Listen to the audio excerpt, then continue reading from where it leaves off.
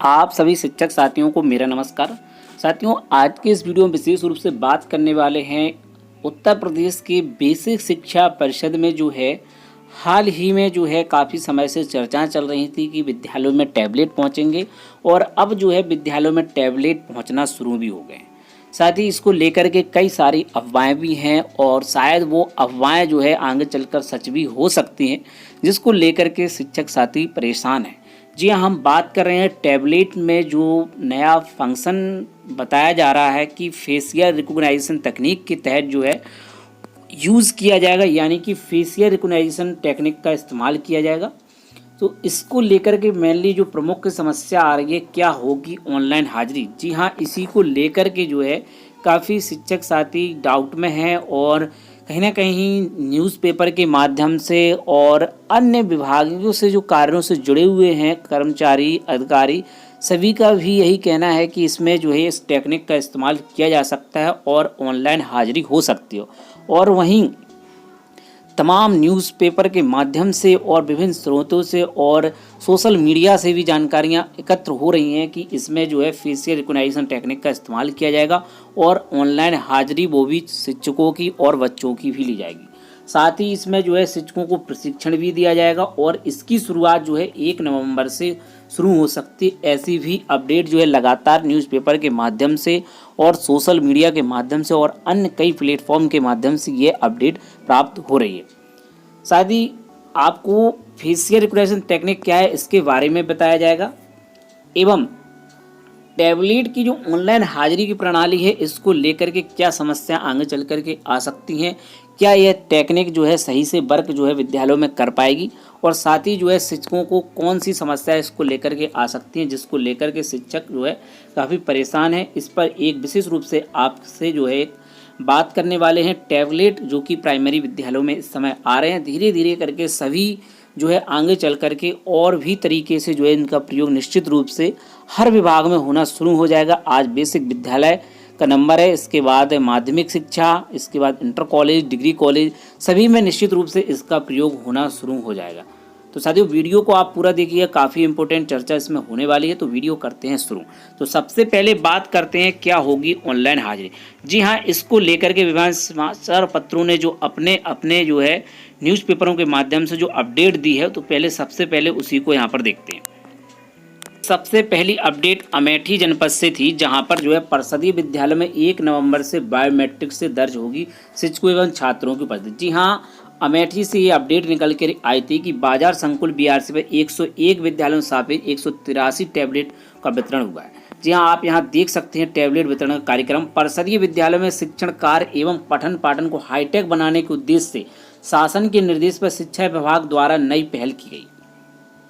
वहीं न्यूज़पेपर ने दावा किया है कि आगामी 1 नवंबर से परिषदीय विद्यालय में शिक्षकों एवं विद्यालयों में अध्ययनरत छात्र छात्रों की उपस्थिति बायोमेट्रिक से दर्ज होगी। जहाँ देखिए यहाँ पर इनके द्वारा अपडेट दी गई है। इसको शनिवार को बाजार संकुल बीआरसी कार्यालय पर 101 परिषदीय विद्यालयों सापेक्ष 183 टैबलेट का वितरण किया गया।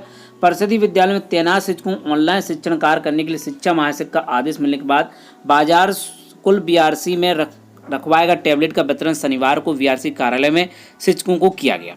अब शिक्षण कार्य करने में शिक्षक किसी प्रकार का बहाना नहीं बता सकते। वितरित किए गए टैबलेट के माध्यम से जहां आगामी 1 नवंबर से शिक्षक ऑनलाइन शिक्षण कार्य करेंगे, वहीं परिषदीय विद्यालयों के शिक्षक एवं छात्र छात्राओं की उपस्थिति टैबलेट से बायोमेट्रिक के माध्यम से दर्ज होगी। देखिए यहाँ पर भी इसी पर बताया गया कि टैबलेट से बायोमेट्रिक के माध्यम से दर्ज होगी। गौरतलब है कि शिक्षक लगातार इसका विरोध कर रहे थे, उसके बाद भी उन्हें इस व्यवस्था से जोड़ दिया गया है। इसमें कई पुराने शिक्षक ऐसे हैं जो टैबलेट चलाना ही नहीं जानते। देखिए, पहली समस्या ये होने वाली है कि जो काफ़ी पुराने शिक्षक हैं वो इस टेक्निक का किस प्रकार से इस्तेमाल करते हैं। उनके प्रशिक्षण की अभी कोई व्यवस्था नहीं है। फिलहाल जो है प्रशिक्षण की बात चल रही है। ऑनलाइन प्रक्रिया शासन ने शिक्षकों को हाजिरी अवकाश से लेकर वेतन अवशेष अलावा सभी अन्य सरकारी काम जो कि शिक्षकों से लिए जा रहे हैं उनको अपने निजी मोबाइल और इंटरनेट का डाटा खर्च करना पड़ रहा है। तो यही एक समस्या है कि निजी मोबाइल और इंटरनेट डाटा के थ्रू ही उनको जोड़ा जाएगा। इसको लेकर के लगातार शिक्षा संगठन भी आवाज़ उठा रहे हैं और शिक्षकों के अंदर खाने भी इसको लेकर के विरोध है कि जो है निश्चित रूप से आगे चल करके उन्हें अपने मोबाइल डाटा के थ्रू ही टैबलेट को जोड़ना होगा और उसी से जो है उस पर इंटरनेट का वर्क करना होगा, जिसको लेकर शिक्षक लगातार विरोध भी कर रहे हैं। क्योंकि अगर आप बड़ी डिवाइस से जो है मोबाइल को कनेक्ट करेंगे तो निश्चित रूप से डाटा तेज़ी से खर्च होगा और आपके जिस वर्क के लिए आपने मोबाइल खरीदा वो आपका निश्चित रूप से नष्ट हो जाएगा, यानी कि आपका जो उद्देश्य मोबाइल चलाने का अपना पर्सनली, वो डाटा वहाँ पर चला जाएगा। वहीं इसके बारे में बाकी सब कुछ आपको मालूम है कि एक एक टैबलेट प्राथमिक विद्यालय में और कहीं पर दो दो टैबलेट, उसी प्रकार से कंपोजिट विद्यालय में दो दो, वहीं प्राथमिक विद्यालय में भी किसी में दो दो दिए गए हैं। वहीं बताया कि खंड शिक्षा अधिकारी शैलेंद्र कुमार शुक्ल के आदेश पर 1 नवंबर से जिन विद्यालयों में टैबलेट पहुंचे वहां शिक्षक व छात्रों की उपस्थिति बायोमेट्रिक टैबलेट के माध्यम से होगी। देखिए यहाँ पर जो है समर्थन शैलेंद्र कुमार शुक्ल जी हैं, खंड शिक्षा अधिकारी, उनके माध्यम से बताया कि 1 नवंबर से विद्यालयों में टैबलेट पहुँचने के बाद जो है वहाँ शिक्षक और छात्रों की उपस्थिति बायोमेट्रिक टैबलेट के माध्यम से होगी। देखिए यहाँ पर जो है न्यूज़ के माध्यम से ही आपको अपडेट दी जा रही, कोई अपने निजी विचार यहाँ पर नहीं है कि ये ऑनलाइन अटेंडेंस होगी या जो है किस प्रकार से होगी, क्योंकि विभिन्न समाचार स्रोतों से अपडेट मिल रही है और जो उस विभाग से जुड़े हुए बड़े अधिकारी हैं उनके द्वारा भी इस बारे में अपडेट दी जा रही है। एक और न्यूज़पेपर के माध्यम से अपडेट आप देखें कि चेहरा दिखाकर शिक्षकों और नैनवालों की लगेगी हाजिरी। जी हाँ, देखिए खबर जो है सीतापुर से है। यहाँ पर विद्यालयों के आए 5,766 टैबलेट फेशियल रिकॉग्निशन टेक्नोलॉजी का होगा इस्तेमाल। जी हाँ, इसके बारे में आपको विस्तृत रूप से आगे बताया जाएगा, लेकिन पहले इस खबर को आप देखें कि परिषदीय विद्यालयों के शिक्षकों और नैनवालों की हाजिरी अब चेहरा दिखाकर लगेगी। जी हाँ, देखिए दूसरे पेपर ने भी इस पर मोहर लगाई है सीतापुर से, जो कि खबर है। इसके लिए 5,765 विद्यालयों को टैबलेट दिए जाएंगे। इस टैबलेट में फेशियल रिकॉग्निशन टेक्नोलॉजी का इस्तेमाल प्रयोग किया जाएगा। इससे फर्जी हाजिरी पर लगाम लगेगी, साथ ही लेट लतीफे पर भी अंकुश लग सकेगा। उम्मीद है 1 सप्ताह में यह कवायद शुरू हो जाएगी। सरकारी विद्यालयों में अब कई तरह के ऐप से मॉनिटरिंग की जा रही है। शिक्षक अपने मोबाइल से ही ऐप संचालित करते हैं। कई बार शिक्षकों को धरना प्रदर्शन करके टैबलेट दिए जाने की मांग की थी, जो कि ये टैबलेट दिए जाने की मांग तो नहीं की गई थी कि धरना प्रदर्शन करके टैबलेट दी जाए। अब शिक्षकों की यह मांग पूरी हो गई। पहले चरण में जिले के 5,765 विद्यालयों को टैबलेट दिए जाएंगे। प्रत्येक विद्यालय प्रधान के पास 1 टैबलेट रहेगा। अगर प्रधानाध्यापक पद रिक्त है तो इंचार्ज प्रधान से संभालेंगे। अब टैबलेट के जरिए विद्यालय में शिक्षण और नैनवालों की हाजिरी लगेगी। अगर प्रधानाध्यापक एमडी में 50 बच्चों के खाना खाने की सूचना भरते हैं तो उन बच्चों की फ़ोटो भी अपलोड करनी होगी। देखिए यहाँ पर यह भी दावा किया जा रहा है कि बच्चों की फ़ोटो भी अपलोड करनी होगी। वहीं चेहरा दिखाकर सभी बच्चों की इस टैबलेट जरिए रोजाना हाजिरी लगेगी। साथ ही तमाम एफबीसी संचालित किए जाए, यानी इस टैबलेट के आने से फर्जीवाड़े पर लगाम लगी। विद्यालयों का चयन होने के बाद अब उम्मीद है यह टैबलेट 1 सप्ताह के अंदर आ जाएंगे। सरकारी कार्य ही होंगे मान। वहीं टैबलेट का प्रयोग शिक्षक केवल सरकारी काम के लिए ही करेंगे, वह इसका प्रयोग प्राइवेट उपयोग नहीं कर सकेंगे। विद्यालय में ही रहेगा। रखरखाव की जिम्मेदारी प्रधान अध्यापक की होगी। जरूरत पर स्कूल और अन्य शिक्षक भी प्रयोग कर सकेंगे। वहीं इस संबंध में देखिए बीएसए महोदय का कहना है टैबलेट जल्द चिन्हित विद्यालयों को मिलेंगे। इसमें सरकारी योजनाओं के संचालन में काफ़ी मदद मिलेगी। वहीं एक और अपडेट आप देखें, 1915 स्कूल में आज मिलेगा टैबलेट। जी हाँ, यह प्रतापगढ़ से अपडेट थी। स्कूलों की प्रक्रिया ऑनलाइन करने के लिए सोमवार को 1915 स्कूलों में 3,830 टैबलेट का वितरण किया जाएगा। रविवार को यह जिले में आ गया, सोमवार को वीआरसी पहुंचा, उसी दिन वितरित भी किया जाएगा। जिले के प्राइमरी और मिडिल स्कूलों कार्यों को ऑनलाइन करने और विभिन्न गतिविधियों पर नजर रखने के लिए सभी स्कूलों को 2-2 टैबलेट मुहैया कराया जा रहा है। शासन की ओर से 1915 स्कूलों के लिए 3,830 टैबलेट मिल गया है। बीआरसी पे शिक्षकों को बुलाकर यह दिया जाएगा। स्कूलों के प्रधानाध्यापक और सीनियर शिक्षक को टैबलेट मिलेगा। इसके मिलने के बाद सभी को प्रशिक्षण दिया जाएगा। देखिए यहाँ पर प्रशिक्षण की बात भी की गई है कि जो है सभी को इसके लिए प्रशिक्षण दिया जाएगा। यहाँ पर भी ऑनलाइन हाजिरी लगेगी, इसके बारे में बताया गया। बीएससी से भूपेंद्र सिंह ने बताया कि सोमवार को बीआरसी पर टैबलेट का वितरण किया जाएगा। इसके बाद ऑनलाइन प्रशिक्षण देकर प्रयोग करने का तरीका भी बताया जाएगा। देखिए सभी न्यूज़पेपर लगातार इसके बारे में लिख रहे हैं कि ऑनलाइन हाजिरी लगेगी बच्चों की फेशियल रिकॉग्निशन टेक्निक के तहत। स्कूलों में टैबलेट पहुंचने पर देखिए किस प्रकार से जो है उनका पूजन हो रहा है, आप देख सकते हैं। इस वीडियो में एक छोटा सा वीडियो यहाँ पर चल रहा है, आप देख रहे होंगे किस प्रकार से जो है टैबलेट का यहाँ पर पूजन किया जा रहा है, आप देख रहे होंगे। देखिए टैबलेट जिस प्रकार से दिखता है आप यहाँ देख सकते हैं। युवा शक्ति की क्षमता अपार, अब हो रहा है साकार। जी हाँ, कई प्रकार के टैबलेट जो है विभाग द्वारा दिए जा रहे हैं। एक सैमसंग का हो गया, एसर का हो गया, और वहीं लावा के टैबलेट जो है विद्यालयों में पहुँच रहे हैं। यहाँ पर आप लिस्ट देख सकते हैं विभिन्न जनपदों की, कहीं पर एसर के तो कहीं पर लावा के। एसर, लावा और सैमसंग के टैबलेट दिए जा रहे हैं। A7 लाइट दिया जा रहा है, कहीं पर कोई और टैबलेट दिया है। तो लावा, सैमसंग और एसर के 3 प्रकार के जो टैबलेट विभिन्न जनपदों में जा रहे हैं, उन सभी की लिस्ट भी यहाँ पर है, आप देख सकते हैं, और विभिन्न ग्रुपों में भी आपको प्राप्त हो चुकी होगी। एक और अपडेट में आप यहाँ देख ले जो कि लखनऊ से है। यहाँ पर बताया कि स्कूलों में ऑनलाइन हाजिरी इस माह नहीं। ये देखिए, इस न्यूज़पेपर के माध्यम से भी यही अपडेट है कि अभी ऑनलाइन हाजिरी नहीं लगेगी, लेकिन कब से लगी इसको लेकर पूरी अपडेट देखते हैं। राजधानी के सरकारी विद्यालयों में टेबलेट पहुँच चुकी है, लेकिन अभी इन्हें ऑन करने की अनुमति नहीं दी गई। इसके चलते शिक्षकों का बच्चों की ऑनलाइन हाजिरी में अभी इस माह नहीं लगी। 1 नवंबर से पायलट प्रोजेक्ट के तहत टैबलेट से जुड़ी गाइडलाइन और निर्देश जारी किए जाएंगे। देखिए, यहाँ पर बताया गया कि 1 नवंबर से इसको लेकर के गाइडलाइन जारी की जाएगी। देखिए, विभिन्न समाचार पत्रों के स्रोतों से यही जानकारी मिल रही है कि निश्चित रूप से अब जो है ऑनलाइन हाजिरी का सिस्टम लागू हो सकता है। इसके 2 सप्ताह बाद करीब टैबलेट पूरी तरीके से कार्य शुरू हो जाएगा। इसमें बच्चों की नियमित उपस्थिति का ब्यौरा, साथ में शिक्षकों की भी हाजिरी लगेगी। शिक्षकों का इसका प्रशिक्षण भी दिया जाएगा ताकि कार्य में आसानी हो सके। बेसिक शिक्षा अधिकारी श्री अरुण कुमार ने बताया कि राजधानी में कुल 1618 प्राइमरी और जूनियर विद्यालय हैं। इसमें 1250 से अधिक विद्यालयों में टैबलेट भेजे गए हैं। प्रत्येक विद्यालय में 2-2 टैबलेट इस्तेमाल होंगे। इसमें एक प्रधानाध्यापक दूसरा सहायक अध्यापक के पास रहेगा। टैबलेट सुरक्षा की भी जिम्मेदारी दोनों शिक्षकों की होगी। वहीं टैबलेट पहुंचे ऑन करने की अनुमति नहीं। 1 नवंबर से पायलट प्रोजेक्ट के तहत टैबलेट से जुड़ी गाइडलाइन और दिशा निर्देश जारी किए जाएंगे। देखिए, अधिकारियों के पास इसको लेकर के अपडेट पहले से ही आ जाती है, तो निश्चित रूप से यह प्रक्रिया बहुत जल्द यानी कि नवंबर दिसंबर तक यह प्रक्रिया सभी विद्यालयों में लागू हो जाएगी। यानी कि ऑनलाइन अटेंडेंस को लेकर के जो न्यूज़ के माध्यम से जानकारियाँ प्राप्त हो रही हैं, तो यही होने जा रहा है। वहीं अब पता चलेगी बच्चों की वास्तविक संख्या। टैबलेट आने के बाद बच्चों की नियमित वास्तविक उपस्थिति पता चल सकेगी। इसी उपस्थिति के आधार माध्याह्न भोजन का बजट भी जारी होगा। हालांकि राजधानी में निजी संस्था अक्षय पात्र की ओर से भोजन परोसा जाता है, लेकिन अन्य जिलों में विद्यालय में प्रधान अध्यापक प्रधान के सहयोग से भोजन परोसा जाता है। इसमें कई बार बच्चों की अधिक उपस्थिति दर्ज करने की शिकायतें आती हैं, लेकिन अब ऐसा नहीं चल पाएगा। तो देखिए, कुल मिलाकर के सभी न्यूज़पेपरों ने अपनी अपनी राय देना यहाँ पर शुरू कर दी है और ऑनलाइन हाजिरी और बच्चों की वास्तविक अटेंडेंस को लेकर के ही यहाँ पर बताएगा। तो अब जो मेन आदेश देख लेते हैं जो कि स्कूल शिक्षा महासचिव श्री विजय किरण आनंद जी की ओर से जारी किया गया था। तो यहाँ ये आदेश देख सकते हैं जो कि 10 अक्टूबर 2023 का यहाँ पर लर्निंग रिसोर्स पैकेज के अंतर्गत परिषदीय प्राथमिक विद्यालयों शिक्षकों को उपयोगार्थ उपलब्ध कराया जा रहा है टैबलेट के संबंध में दिशा निर्देश जारी किए गए थे। इसका कंप्लीट वीडियो जो है आपको डिस्क्रिप्शन बॉक्स में मिल जाएगा, साथ ही आपकी स्क्रीन पर भी फ्लैश हो रहा है, आप उस वीडियो को भी देख सकते हैं। इसमें जो लास्ट में सबसे मेनली पॉइंट दिए गए थे यहाँ पर कि टैबलेट का प्रयोग विद्यालय के अकादमिक कार्य शिक्षण कार्य विभाग द्वारा प्रदत्त निर्देश अनुसार ही किया जाएगा। विद्यालय शिक्षा इतर गैर शिक्षण कार्यों का उपयोग न किया जाए। संबंधित प्रधानाध्यापक सहायक अध्यापक टैबलेट सुरक्षित रूप से प्रयोग करते हुए उत्तरदायी होंगे तथा टैबलेट के क्षति होने पर इसकी जांच की जाएगी और संबंधित के विरुद्ध आवश्यक कार्रवाई की जाएगी। यदि टैबलेट का प्रयोग वर्णित कार्यों में किया जाता है तो संबंधित प्रधानाध्यापक सहायक अध्यापक विरुद्ध कठोर कार्रवाई की जाएगी। तो देखिए, अभी तक इसको लेकर के कोई भी गाइडलाइन सरकार की ओर से या स्कूल शिक्षा महासचिव की ओर से जारी नहीं की गई है।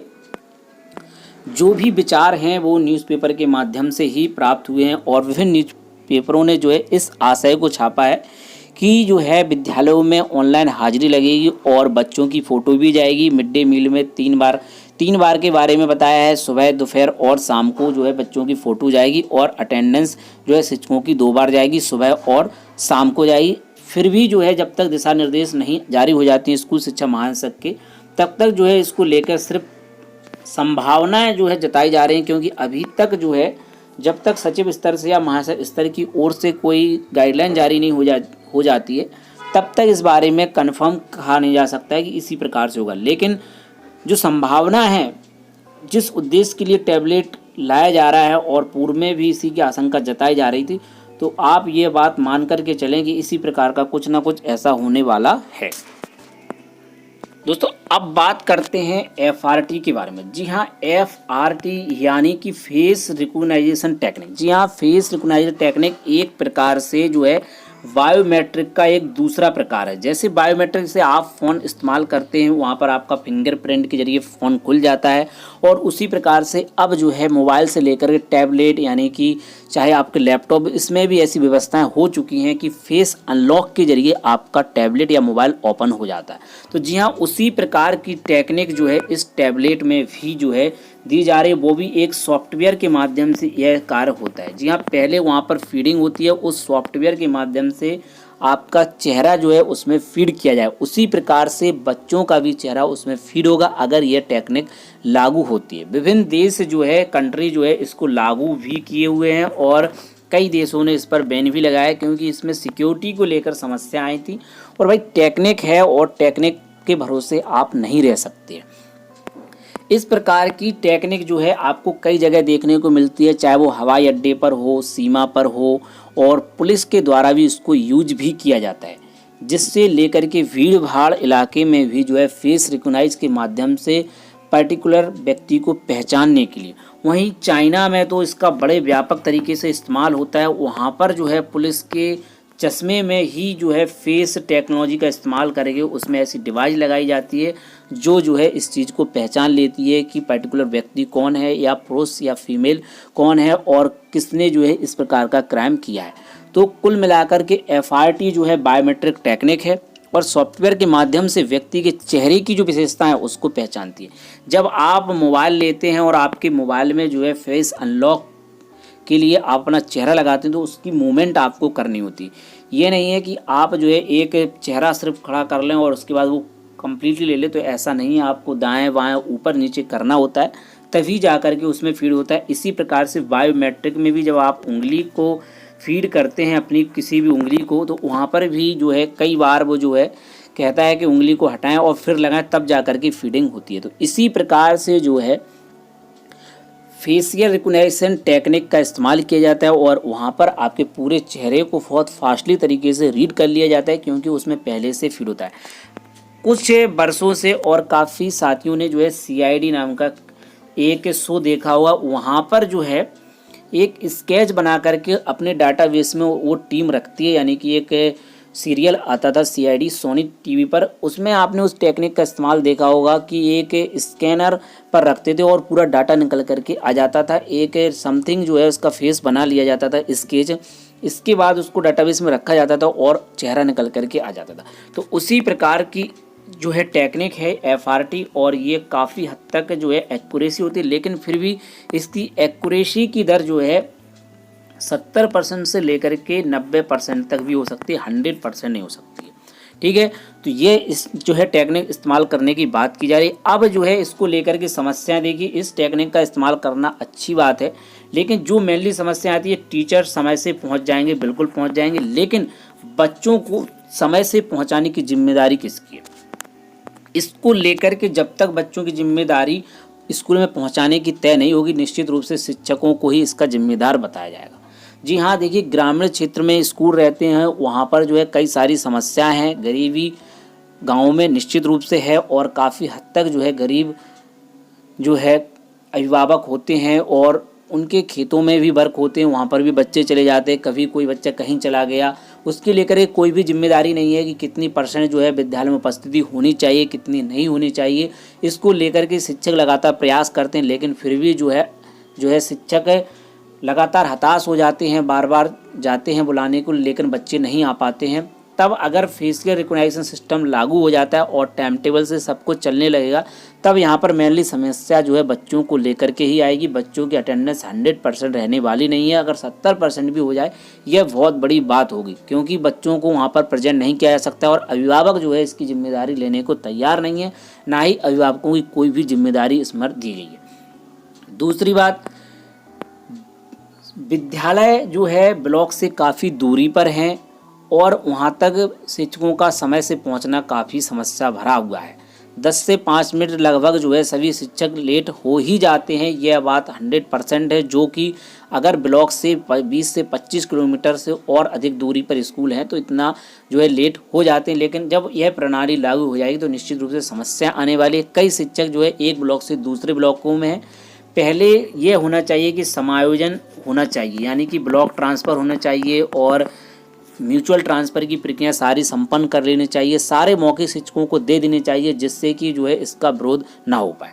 ठीक है, पहला पॉइंट। दूसरा पॉइंट होगा, तीसरा है कि जब अगर इसको इंटरनेट से जोड़ा जाएगा तो उसका खर्चा कौन वहन करेगा, इसको लेकर भी स्थिति स्पष्ट नहीं है, क्योंकि अभी तक जो DBT का खर्च होता था, DBT का कार्य जो है शिक्षक अपने मोबाइल से कर लेते थे, लेकिन अगर जो है टैबलेट में भी मोबाइल के थ्रू डाटा अगर जोड़ा जाएगा वाईफाई हॉटस्पॉट के तहत, तब जो है डाटा बहुत ज़्यादा खर्च हो जाएगा और आपका जो है डाटा समाप्त हो जाएगा। आपका जो निजी मोबाइल का डाटा है वो समाप्त हो जाएगा, आपका उसका कोई भी बेनिफिट नहीं ले पाएंगे, क्योंकि हर विभाग में लेकर के लोकतांत्रिक प्रणाली में चाहे सांसद विधायकों सभी को इंटरनेट का खर्चा और मोबाइल का खर्चा दिया जाता है, लेकिन शिक्षकों को इसको लेकर के कोई भी बात यहाँ पर नहीं स्पष्ट अभी तक की जा रही है और ना ही मुझे ऐसी उम्मीद है कि इस प्रकार की प्रणाली लागू होगी और शिक्षकों को अपने मोबाइल के जरिए ही इस टैबलेट का जो है रन कराना होगा और टैबलेट का यूज होने वाला है। साथ ही एक और बड़ी समस्या आएगी कि भाई शिक्षकों की अटेंडेंस तो आसानी से चली जाएगी, टीचर्स की अटेंडेंस आसानी से चली जाएगी। एक विद्यालय में अधिकतम 10 से 12 टीचर हो सकते हैं, हाईएस्ट मान के चले। लेकिन अगर ऐसा रहता है तो अगर किसी स्कूल में 10 से 12 टीचर भी हैं तो निश्चित रूप से वहाँ पर 350 या 400 से 500 से लगभग बच्चे होंगे। उनकी अटेंडेंस किस प्रकार से जाएगी यह देखने वाली बड़ी बात होगी, क्योंकि फेशियल रिकॉग्निशन इतनी आसानी से वर्क नहीं कर पाएगा, क्योंकि लोडिंग होना उसमें शुरू हो जाएगी। तब कैसे उस टेक्निक का इस्तेमाल होगा यह सोचने वाली बहुत बड़ी बात होगी, क्योंकि मुझे नहीं लगता है कि बच्चों की अटेंडेंस ऑनलाइन जाएगी। हाँ, अटेंडेंस ऑनलाइन जा सकती है, लेकिन बच्चों की फ़ोटो उसमें जाए यह एक बहुत बड़ा प्रश्न बन जाएगा, क्योंकि यह प्रक्रिया कैसे संपन्न होगी यह देखने वाली बड़ी बात होगी कि इस प्रक्रिया को कैसे लागू किया जाता है विभाग में। अगर ये लागू किया जाता तो एक बहुत बड़ा जो है बात होगी। इस प्रकार की प्रणाली पूरे वर्ल्ड में भी इस प्रकार की प्रणाली लागू नहीं है कि एक साथ इतने सारे बच्चों की फेस जो है चला जाए और एक साथ हो जाए, क्योंकि इसमें काफ़ी समय चला जाए। अगर ऐसा होता भी है तो आप ये निश्चित रूप से समझ लें कि अगर किसी स्कूल में 200 बच्चे भी होंगे तो आपका 3 से 4 घंटा इसी को कार्य को करने में लग जाएंगे, एक बार अटेंडेंस लॉक करने में। और इसको लेकर के काफ़ी ज़्यादा समस्या आने वाली है। अगर इस प्रणाली को लागू किया जाता है बच्चों के लिए तो निश्चित रूप से बहुत बड़ी समस्या आने वाली है। अटेंडेंस तो चल सकती है कि मान लीजिए 8 साढ़े 8 बजे, यानी कि अभी 8:45 से लेकर के 9 बजे तक शिक्षक पहुंच जाते हैं। 9 से साढ़े 9 बजे तक सभी बच्चे पहुंच जाएंगे। अगर उसके बाद अटेंडेंस लॉक की जाए, यानी कि उनका प्रेजेंट और अब्सेंट करके फीड कर दिया, तब तो कोई दिक्कत नहीं। लेकिन कहा जाए कि अगर फेशियल रिकॉग्निशन किया जाए इतने सारे बच्चों का तो इतना आसान नहीं है और ना ही यह प्रणाली जो है पूर्ण रूप से सच साबित होने वाली है। तो फाइनली वीडियो को करते हैं एंड, क्योंकि काफ़ी लंबा वीडियो होने वाला है। तो सबसे पहले कि क्या फेशियल रिकॉग्निशन सिस्टम लागू हो सकता है। FRTU देखिए संभावना पूर्ण रूप से है, यह प्रक्रिया शीघ्र लागू हो सकती है, क्योंकि विभिन्न न्यूज़पेपर की हेडलाइंस को आप देख चुके हैं और विभिन्न अधिकारियों के माध्यम से भी आपकी जानकारी मिल चुकी है। निश्चित रूप से यह प्रणाली लागू हो सकती है, लेकिन बच्चों को कैसे लागू होगी यह देखने वाली विषय होगी।